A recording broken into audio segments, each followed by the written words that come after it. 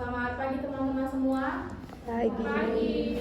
Di sini kami kelompok 4 ingin mempresentasikan hasil kerja kelompok kami yang berjudul metode dalam pembelajaran IPA di SD.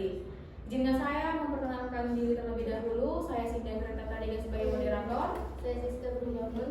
Saya Nedira Sanita Tarigan. Saya Nedira Education Senang. Saya Elkan Busmiraya.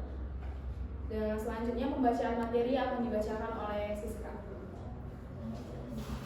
Pengertian metode pembelajaran. Metode berasal dari bahasa Yunani, metodos, yang berarti cara atau jalan yang ditempuh. Sehubung dengan upaya ilmiah, maka metode menyangkut masalah cara kerja untuk dapat memahami objek yang menjadi sasaran ilmu yang bersangkutan. Jenis-jenis metode. Metode penugasan. Metode penugasan ini, guru memberikan tugas kepada murid harus berpedoman yang harus dikerjakan murid. Suatu cara interaksi belajar mengajar yang ditandai dengan adanya tugas dari guru untuk dikerjakan siswa. B. Metode diskusi. Diskusi adalah metode pembelajaran yang menghadapkan siswa pada suatu permasalahan. Tujuan utama metode ini untuk memecahkan suatu permasalahan, menjawab pertanyaan, menambah dan memahami pengetahuan siswa, serta untuk membuat suatu keputusan.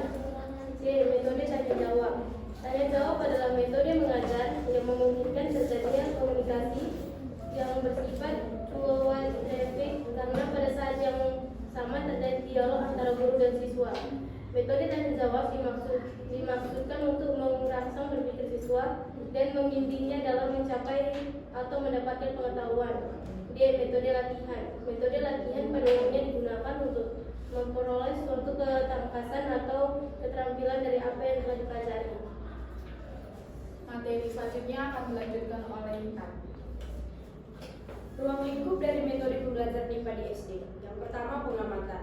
Metode ini melibatkan siswa dalam mengamati dan memperhatikan fenomena alam atau objek di sekitarnya. Yang kedua, eksperimen. Siswa diajak untuk melakukan percobaan sederhana sebagai bagian dari metode pembelajaran IPA. Yang ketiga, penjelasan konsep.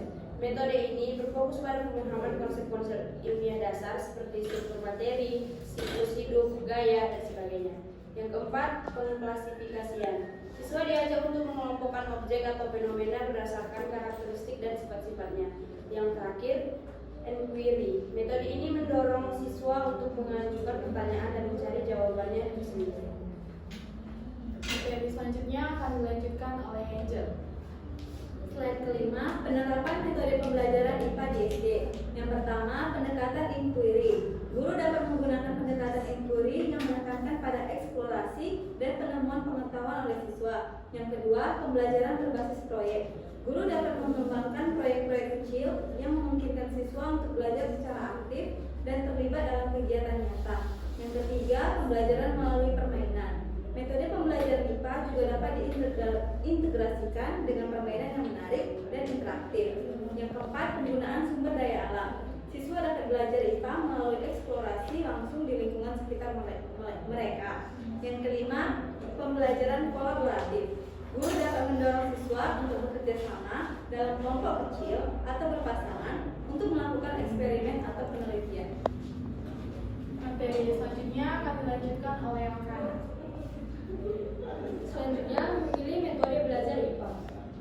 Yang pertama, sesuai dengan tujuan. Yang kedua, diadaptasi dengan kemampuan siswa. Yang ketiga, sesuai dengan psikologi belajar. Yang keempat, disesuaikan dengan bahan pengajaran. Yang kelima, disesuaikan dengan lokasi waktu dan sarana prasarana yang tersedia. Yang keenam, sesuai dengan pribadi guru. Berikut kesimpulannya, yaitu bahwa metode pembelajaran adalah cara yang digunakan oleh guru untuk mengaplikasikan strategi belajar yang sudah ditentukan untuk mencapai tujuan pembelajaran yang telah ditetapkan. Ada banyak metode yang dapat disampaikan oleh guru saat proses belajar mengajar, yaitu metode penugasan, diskusi, tanya jawab, latihan, ceramah, simulasi, proyek studi lapangan, demonstrasi, dan eksperimen. Sekian presentasi dari kelompok kami akan membuka sesi tanya jawab. Bagi teman-teman yang ingin bertanya, kami persilakan.